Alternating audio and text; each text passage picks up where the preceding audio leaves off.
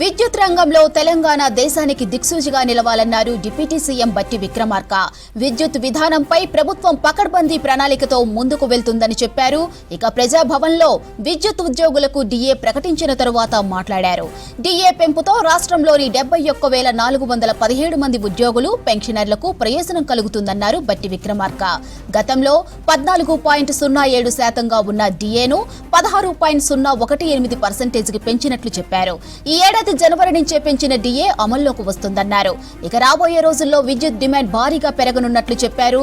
2029-30 నాటికి 26,299 మెగావాట్ల విద్యుత్ అవసరం ఉంటుందన్నారు. భవిష్యత్తు సవాళ్లను ఎదుర్కొనేందుకు సిబ్బంది సంసిద్ధంగా ఉండాలన్నారు బట్టి విక్రమార్క.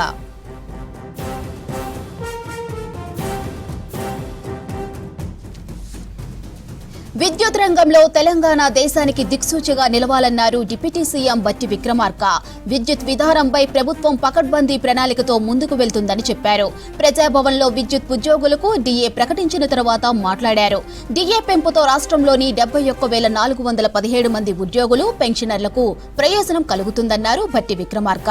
గతంలో 14.07% ఉన్న డిఏను 16.018% పెంచినట్లు చెప్పారు. ఈ ఏడాది జనవరి నుంచే పెంచిన డిఏ అమల్లోకి వస్తుందన్నారు.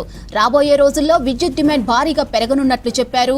ఇక 2029-30 నాటికి 26,299 మెగావాట్ల విద్యుత్ అవసరం ఉంటుందన్నారు. భవిష్యత్తు సవాలును ఎదుర్కొనేందుకు సిబ్బంది సంసిద్ధంగా ఉండాలన్నారు బట్టి విక్రమార్క.